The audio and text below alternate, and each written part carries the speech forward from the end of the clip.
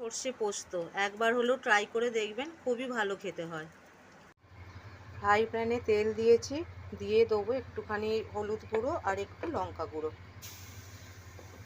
একটু হলুদ গুঁড়ো আর একটু লঙ্কা গুঁড়ো দিয়ে দিলাম। দিয়ে গ্যাসটা একটু কমিয়ে দেবো, দিয়ে ভালো করে একটুখানি ছড়িয়ে নেবো, নিয়ে আস্তে আস্তে ডিমগুলো এতে দিয়ে দেবো।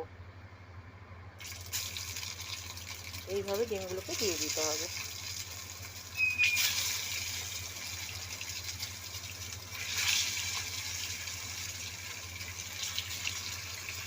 ডিমগুলো আমি সব দিয়েছি, এবার একটা কাঁটা চামচ দিয়ে বা এরকম চামচ দিয়ে একটু উল্টে দিতে হবে, কারণ না হলে না এই মানে কড়া দিয়ে খুন্তি দিয়ে করলে তো এইগুলো ভেঙে যেতে পারে। তাই আস্তে আস্তে একটা চামচ বা এরকম একটা কাঁটা চামচ দিয়ে আস্তে আস্তে ডিমগুলোকে উল্টে দিতে হবে, উল্টে ভেজে নিতে হবে।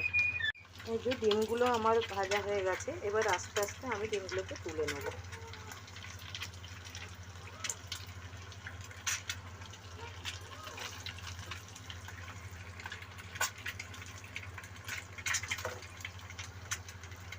তেলেতেই আমি দুটো পেঁয়াজ খুব সরু সরু করে কুচিয়ে নিয়েছি, পেঁয়াজগুলোকে ভালো করে লাল লাল করে ভেজে নিতে হবে।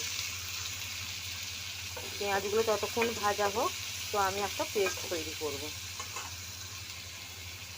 আচ্ছা, পেস্ট করার জন্য আমি নিয়েছি টমেটো, কত 7-8টার মতন রসুনের কোয়া, কাঁচা লঙ্কা, 1 চামচ সাদা সর্ষে, 1 চামচ কালো সর্ষে, 1 চামচ পোস্ত নিয়ে আমি এটা একটা ভালো পেস্ট করে নেব, স্মুথ পেস্ট করে নেব। আচ্ছা, এবার পেঁয়াজটা লাল লাল করে ভাজা হয়ে গেছে, এবার আমি পেস্টটা দিয়ে দেবো।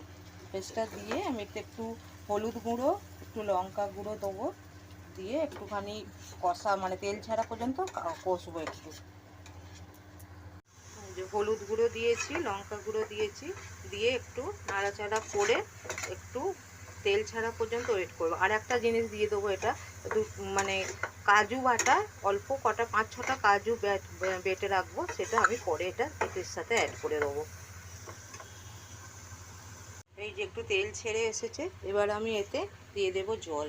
জল দিয়ে এবার ঝোলটা ফোটা পর্যন্ত অপেক্ষা করব, তারপরে আস্তে আস্তে ডিমগুলো দিয়ে দেবো। ঝোলটা ফুটে গেছে, এবার আমি আস্তে আস্তে ডিমগুলো দিয়ে দেবো।